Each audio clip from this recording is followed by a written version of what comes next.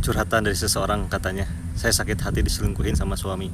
Saya sudah punya 2 anak, saya harus bertahan atau pergi. Bahkan katanya dia itu selingkuh, udah melakukan zina. Astagfirullah. Nah teman-teman ya, diselingkuhin atau dijinain, jangan langsung balas ya. Dengerin ini dulu ya, saya mau ngomong ke kamu yang lagi dihianatin. Dan bukan cuman hati kamu yang dihianatin, tapi kehormatan kamu juga. Sakit banget kan rasanya, kayak ditusuk, diinjek, bahkan diludahin.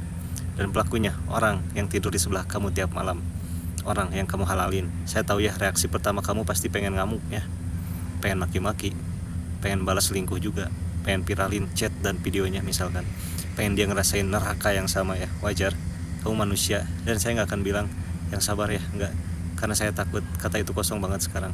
Tapi saya mau tanya, kamu mau apa setelah ini? Mau dia sujud minta maaf doang? Mau pisah? Mau bertahan?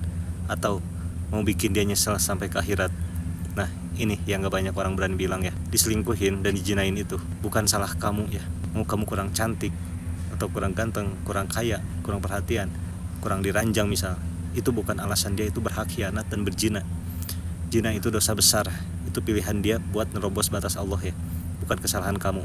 Jadi stop ya nyalahin diri sendiri, stop mikir kurang apa lagi aku. Nah kamu kurangnya cuma satu ya, kurang milih orang yang takut sama Allah. Orang yang takut Allah itu yang gak akan berani selingkuh, apalagi zina. Sekarang harus bagaimana? Saya kasih 3 pilihannya, tapi pilihannya pas kamu udah tenang ya, jangan pas lagi emosi, jangan juga pas lagi hancur. Dan pertama, kamu pergi tanpa banyak mikir. Kalau udah sampai zina ya, apalagi berulang, ini bukan lagi hilaf ya, ini udah tabiat. Dia gak cuma ngancurin kepercayaan kamu, tapi ngancurin harga diri kamu sebagai istri atau suami di hadapan Allah. Kalau dia gak ada taubat nasuha ya, kalau kamu udah gak bisa hormat lagi sama dia, pergi. Kamu berhak bahagia, kamu berhak dihargai, kamu berhak punya pasangan yang halal lahir batin. Cerai itu halal walau dibenci Allah. Dibenci bukan berarti haram ya. Dan bertahan sama pezina yang gak tobat itu juga gak berkah. Makanya jangan bertahan cuman karena anak. Anak itu lebih sakit punya figur ayah atau sosok ibu yang bobrok akhlaknya daripada lihat orang tuanya pisah baik-baik. Dan kedua, kamu bertahan tapi syaratnya berat banget. Kalau dia beneran tobat, nangis darah ke Allah, bukan cuman ke kamu ya. Kalau dia mau diruqyah, mau kalau kamu pegang semua akses, mau tanggung jawab dunia akhirat, boleh bertahan. Tapi jangan langsung maafin dan tidur seranjang kayak gak ada apa-apa. Karena kehormatan yang udah diinjak itu gak balik dalam semalam.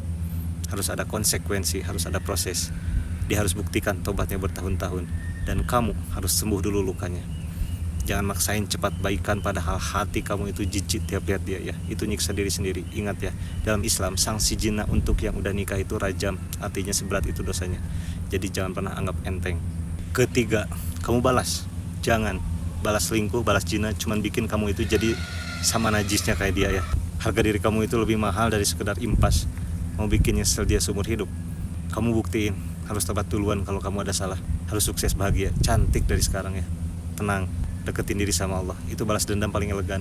Biar dia tuh lihat yang dia buang itu intan.